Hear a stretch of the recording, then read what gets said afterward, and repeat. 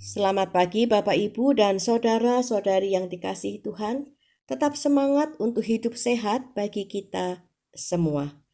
Pulang adalah sebuah kata yang saat diucapkan memberikan gambaran adanya rumah.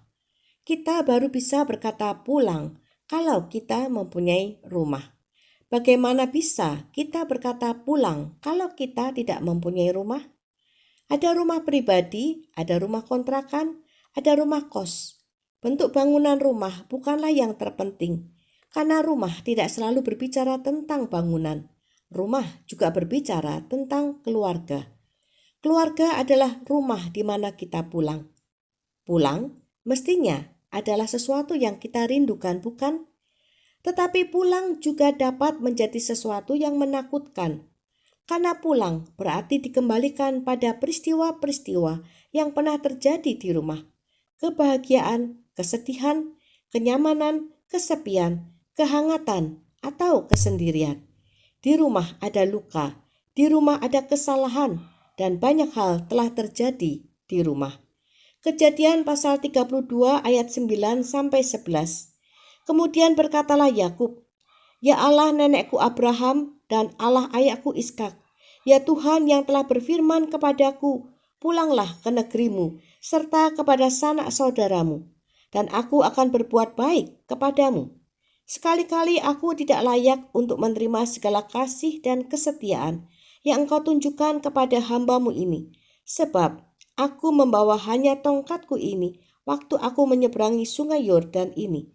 Tetapi sekarang telah menjadi dua pasukan. Lepaskanlah kiranya aku dari tangan kakakku, dari tangan Esau, sebab aku takut kepadanya. Jangan-jangan ia datang membunuh aku, juga ibu-ibu dengan anak-anaknya." Setelah sekian lama pergi dari rumah, Tuhan menyuruh Yakub untuk pulang ke rumah bapaknya, rumah masa kecilnya. Sekian lama pergi, pulang tentu membawa Yakub pada kenangan. Kenyamanan di rumah sebagai anak mami, dimanja, disayang, dan semua kebutuhan tersedia tanpa perlu bersusah payah. Mestinya Yakub rindu pulang, bukan? Tetapi setiap ingat pulang, Yakub ingat pada sang musuh yang membuatnya lari dari rumah. Bertahun-tahun di perantauan, sesusah-susahnya hidup, Yakub masih enak makan dan nyenyak tidur karena Yakub jauh dari musuh. Ingat pulang, ingat rumah, ingat sup kacang merah, ingat sup kacang merah, ingat saudara kembarnya yang berubah menjadi musuh. Di rumah bapaknya sang musuh berada. Yang ada di hati Yakub bukanlah maju tak gentar, tetapi takut dan gentar. Dulu sup kacang merah membuat Yakub mendapatkan hak kesulungan. Sekarang apa yang harus dilakukan untuk mendapatkan tempat di rumah bapaknya? Utusan yang dikirim untuk menyuap sang kakak kembali dengan laporan yang mengerikan, yaitu sang kakak sedang dalam perjalanan menjumpai Yakub, tetapi tidak seorang diri, namun bersama 400 orang. Bertahun-tahun Yakub dengan gagah berani menjaga kawanan domba, dengan berani menghadapi binatang buas, perampok, dan orang jahat. Sekarang hatinya kecil saat harus menjaga keluarganya dari sang musuh.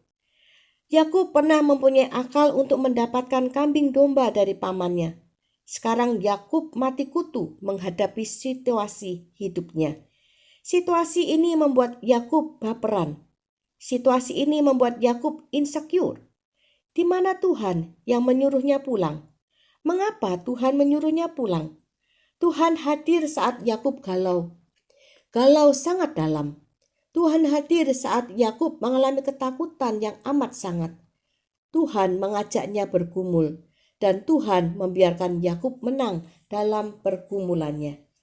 Tuhan bersama Yakub memasuki masa depan yang nampak begitu menakutkan. Tuhan memimpin Yakub untuk mengalami rekonsiliasi.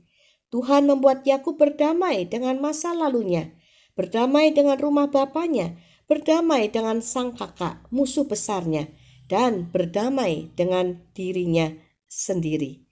Pulanglah dan biarkan Tuhan memimpin kita untuk mengalami rekonsiliasi dengan masa lalu. Luka-luka masa lalu yang bergema di setiap kata pulang akan Tuhan pulihkan. Tuhan beserta kita. Amin.